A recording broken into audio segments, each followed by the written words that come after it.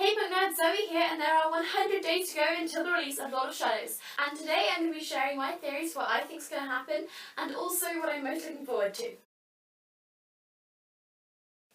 I'm just going to start by saying, if you haven't read every single Shadowhunter novel by Cassandra Clare, and also the Lord of Shadows snippets she's been releasing on Twitter, I would go and read all of those first, and then come back here and we can discuss it together. Still here? Awesome, let's get going. So for the last while, longer than I care to admit, I've been training the internet and also training my brain for any even slight snippets of information we get about Lord of Shadows from what Cassie's been releasing, or from Lady Midnight, and what it could possibly mean. Of course, very central to the plot of Lady Midnight is this whole Parabatai thing, and this whole Parabatai mess that we got into. At the end of Lady Midnight, we were told by Jem that if two Parabatai fall in love, it means that they have this power and they'll be better than any other Shadowhunter, but it will also ultimately lead to their destruction. And that's why the Clave forbids that kind of love between two Parabatai. I mean, I'm sure the Clave, as horrible and corrupt as they are, would probably prefer it if their best Shadowhunters were not being destroyed by this whole super Parabatai power.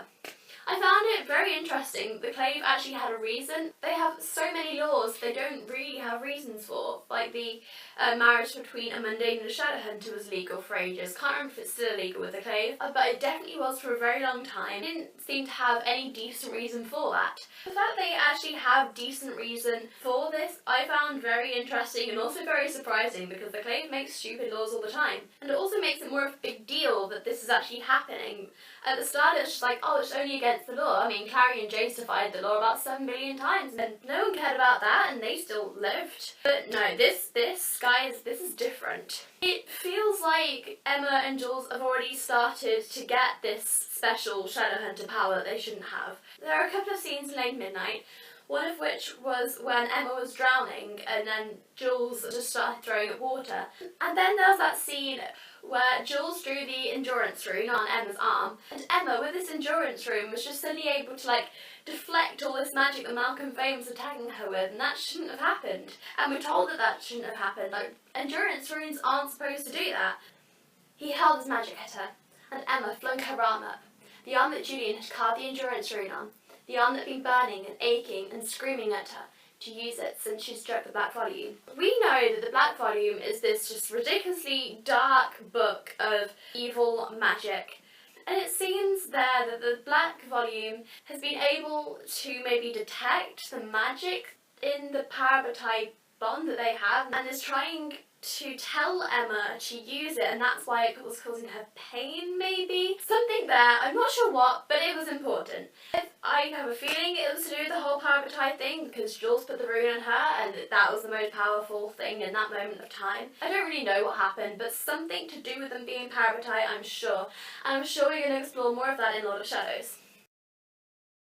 Next is more of a theory. We in Lady Midnight with this whole Julian-Emma complicated relationship, forbidden love thing, and we're now looking for a way to break this Parabatai bond so they can be together. But what if there's a way? We've been told throughout all of Cassie's series, throughout the Infernal Devices, throughout the Mortal Instruments, that this whole Parabatai thing is a very, very sacred bond and is very hard to undo. So far we've only had it undone by death, by someone having their mark stripped, or by someone turning into a Downwarder or Silent Brother. I know Jem was alright, but I really don't want Jules to turn into a Silent Brother. We don't have any Heavenly Fire left. We can't just unsilent Brother him. It won't work, because we've lost Glorious. But speaking of Glorious, if we track back all the way to Lost Souls, Jace had this bond rune with Sebastian, and Clary was able to stop the power of this rune by stabbing Jace with Glorious. Admittedly, there was a whole complication with the Heavenly Fire, but Jace and Sebastian were both fine and they were both separated.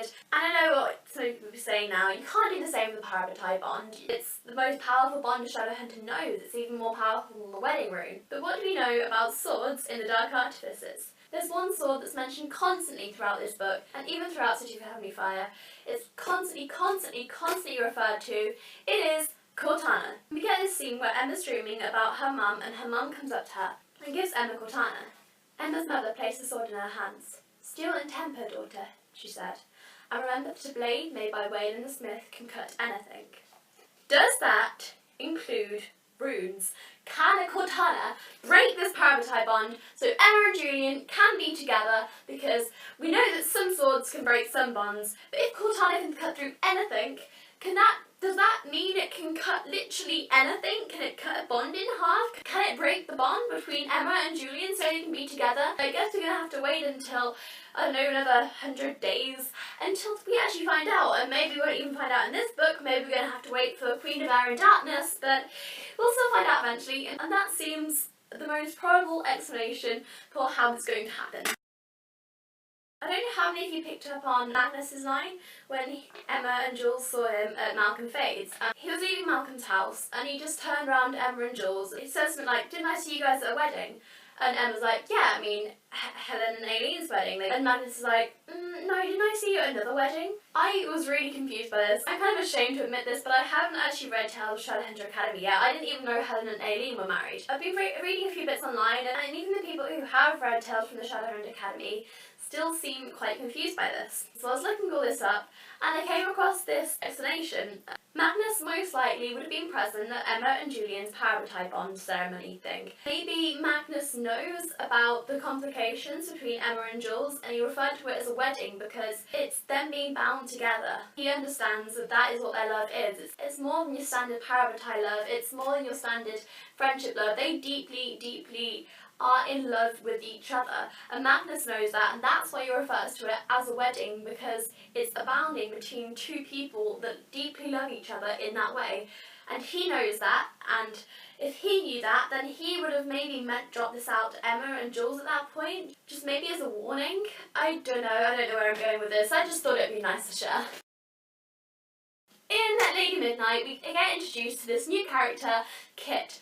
Who would have thought that he would have been the Lost Herondale? I didn't even know there was a Lost Herondale at this point, but I got to that point, and Tessa says Christopher Herondale, and I was literally, I don't know, I put the book down and I was just sat there screaming for ages before I could even pick it up and carry on reading again. I was in a state of utter shock, because as far as we know, there is literally only Jace left in the Herondale line, and the fact that we've got another Herondale, where could that lead us?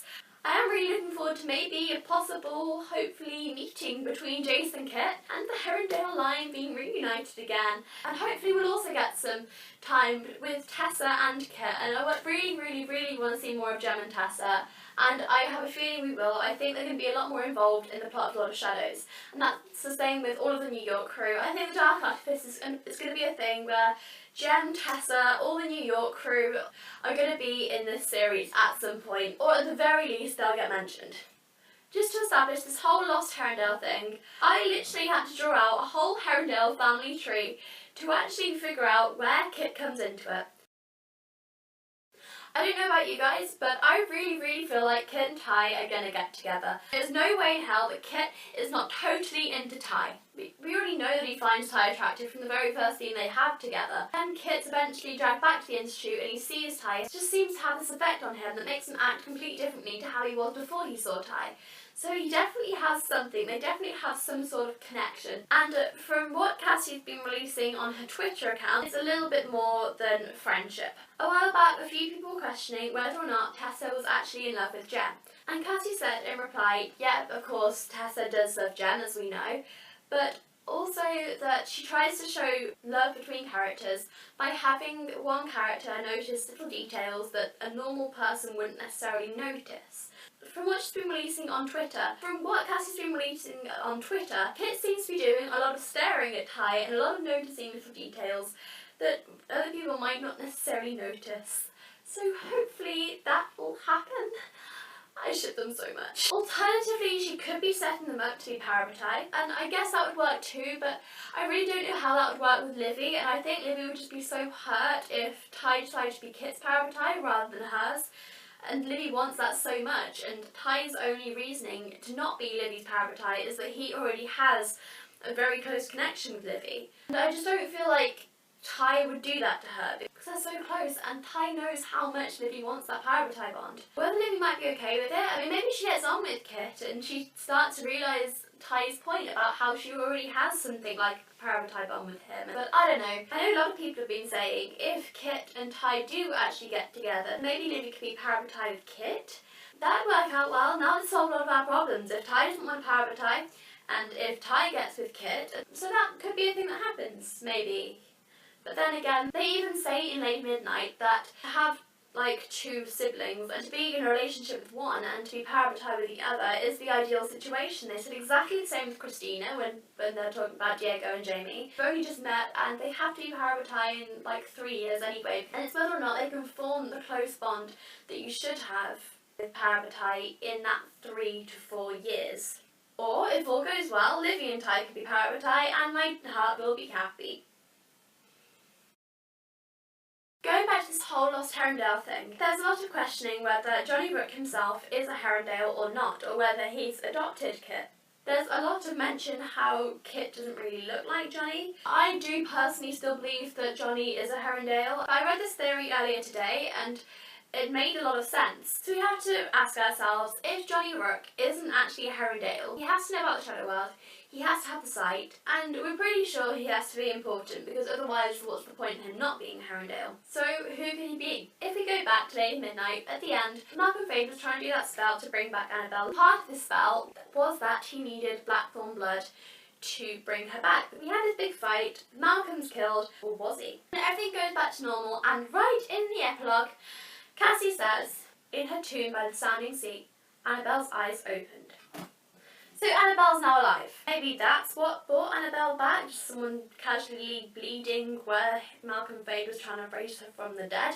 It was made so clear that we needed Blackthorn blood. And admittedly, you know, we always assume that by Blackthorn bloods or anyone's blood, we always mean that person has to die. I guess what someone could have just got a cut maybe during that whole fight scene. I mean, there's enough Blackthorns to do that, and one of them probably got hurt at some point. But we are led to believe, especially with what Malcolm was doing to Tavi, that the member of the Blackthorn family has to actually physically die. Because the one person in Lady Midnight that we know by name that dies about the same time that would be perfect for Annabelle to open her eyes and awake from the dead at that specific moment. Who dies near the end while everything's going on and Malcolm's gone but Annabelle's still in that little tomb place and everything's fine again? Who dies?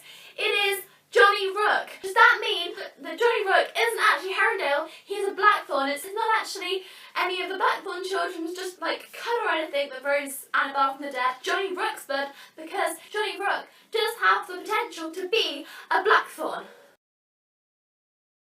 What do you guys think is going to happen with Annabelle? I can't quite decide whether she's going to come back and she's going to be kind of evil towards the Blackthorns, or if she's going to come back and she's going to be all confused and she'll forget everything and she won't know where she is. I don't know, I don't really have much of a theory about that. I'm just excited to see what happens with her and where she goes as a character. And with Malcolm Fade, is he dead or alive? Do you guys believe he's dead? I personally don't think I do. What I've learned from reading The Mortal Instruments and The Infernal Devices is that if you don't see a body, which we haven't yet, then the character might not be dead. And even if we do see the body, he still might be alive, because look what happened with Sebastian. I mean, Sebastian was pretty dead, and Alyssa still brought him back from the dead. So could Malcolm still be alive? So could Malcolm still actually be alive? And can him and Annabelle finally be together and at peace? Or is everything just going to go to destruction? Which probably will happen because it's the second book in a series, so some decent plot things need to happen. Things can't be resolved quite yet, and there's still a lot of things that need to happen before we can wrap it up.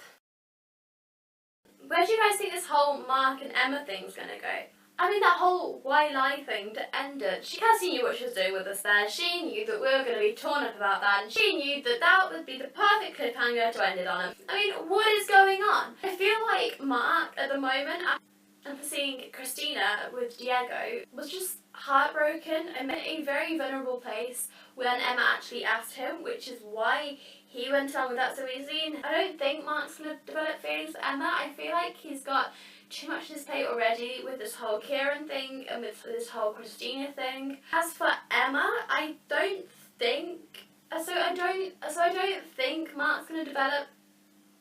And with Emma, I don't think she'll develop their feelings. I think she knows herself that no matter who she gets with, Jules will always be the one for her. Cameron, she's always turned on and off, and she's never known why.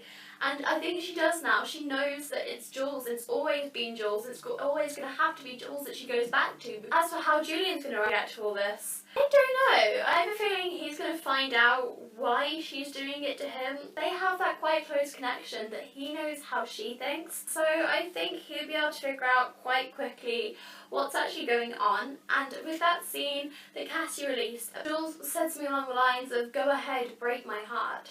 Jules says something like that. It's very sincere and almost very knowing. I think he'll start off very jealous, and in time he'll understand why, especially as he's the one that told Emma that Emma being with Mark was something he couldn't come back from. I mean, Jules gave Emma the idea. He's going to figure it out eventually. It's all going to be fine. It's going to be fine. It's going to be fine. It's not going to be fine. Where Mark's concerned, I don't know who I should be more with, Kieran or Christina. At first, honestly, I didn't trust Kieran. He just seemed like maybe he was using Mark. Then we get that whole flashback about how Kieran and Mark were the only ones that really understood each other on the Wild Hunt, and how Kieran was always there for Mark, and when Mark needed reminding about who he was and how he was a Shadowhunter and about all his family, Kieran would always be there and listen. And that just showed to me that he doesn't want Mark just a fairy. He doesn't want Mark just for the Wild Hunt. He loves everything about Mark. Kieran wants to be with all of him, and that was a nice thing, and it made me trust him. But then there's also Christina, and Christina and Mark had so many moments in Late Midnight that made me think that they were going to get together, and then Diego came up and ruined it.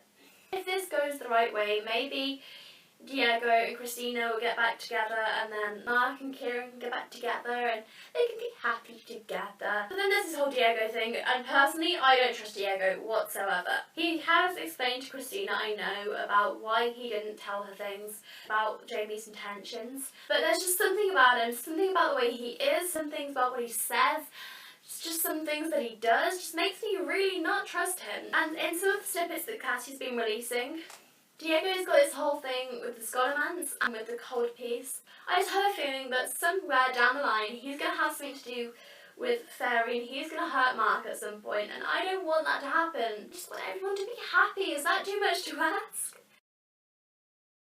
Going back to Jules for a little bit, I can see Jules going down a very dark road in Lord of Shadows, especially with this new cover. With this new cover, I don't know if you've seen it or not, I'll leave a link down in the description below so you can check it out. We have a picture of Jules on the front cover. With Lady Midnight we had Emma, and now it's Jules.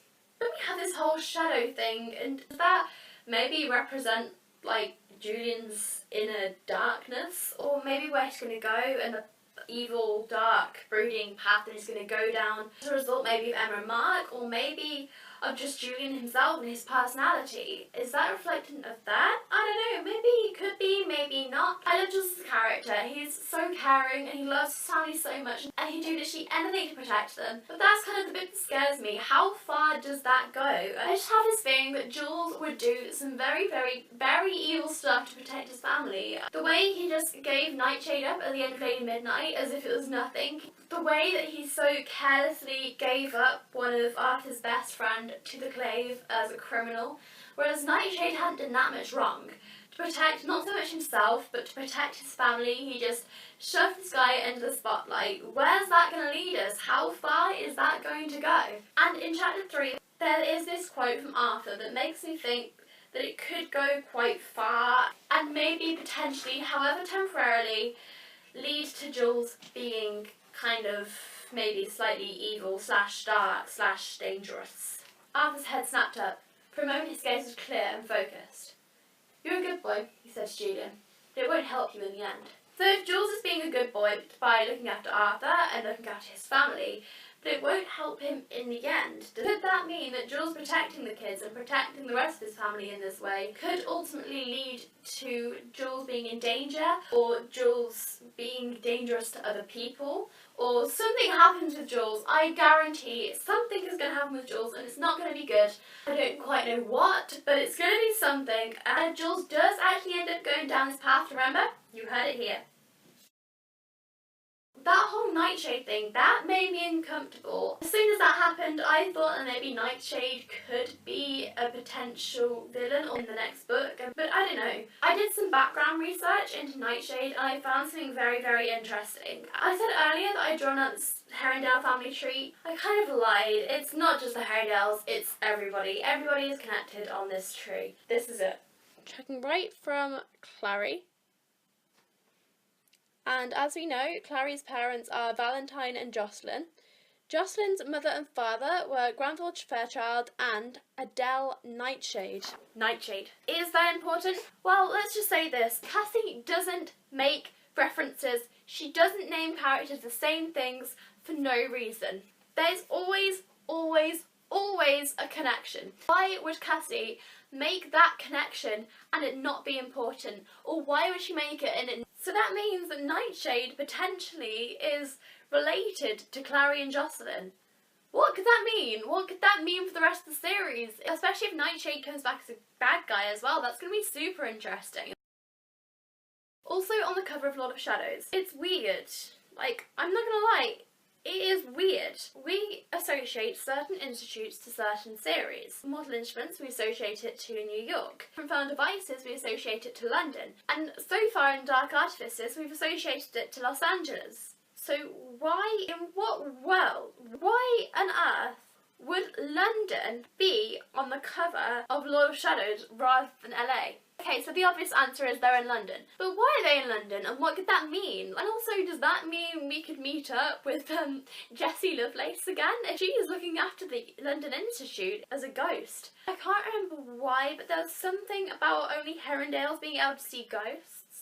So does that mean that either Jace and Jessie are going to get to talk, or Kit and Jessie are going to make both of them talk and they can have like this whole like ghost Herondale reunion thing? I don't know, I've kind of lost it here, but yeah, why are they in London? Jules came from London at the start of Lady Midnight, and now they're going again in Lord of Shadows, and it seems to be, especially if it's on the cover, a very essential part of the plot. But what does it mean for this book, and for the plot of this book, and for the plot of this series?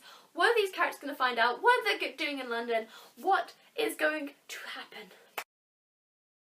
Okay, when I read this, I didn't realise that the snippets of Lord of Shadows that Cassie's been posting on Twitter, they were going to contain spoilers for Tales from the Shadowhunter Academy. And this honestly destroyed me. We all know what a great couple Jace and Clary are. Admittedly, they're not the best. I, for one, prefer Malik and Sizzy from TMI, but you can't deny that they are perfect for each other.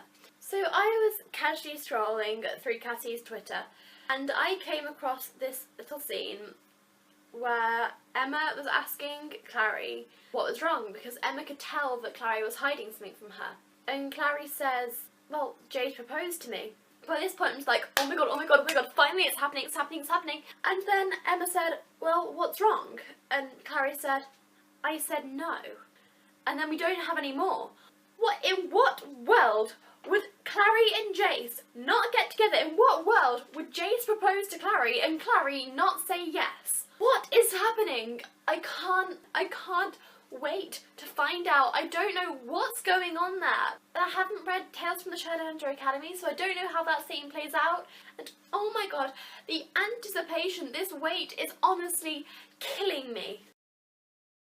And of course, to finish up with, one thing that I'm really looking forward to is Magnus and Alec's kids. We have Malik babies, guys. Since we last saw them in TMI, Magnus and Alec have adopted 2 kids. We have Max, which is a 3-year-old warlock, named after, of course, Max Lightwood. And then we have Raphael, who's a 5-year-old Shadowhunter that's from one of the institutes that got attacked by Sebastian during the Mortal War. He's named after Raphael San Diego. And I'm so excited to see more interaction, and I'm really looking forward to seeing more interactions with them, how other people interact with the kids. And of course, there's only 2 years between Tavi and Raphael, so maybe we're going to see them interact. I know for a fact that we get to see Kieran interacting with Max, and I assume that means also Raphael. I don't know, I'm super excited to have some more kids, and I really want to see Magnus and Alec as parents. I think they would be great.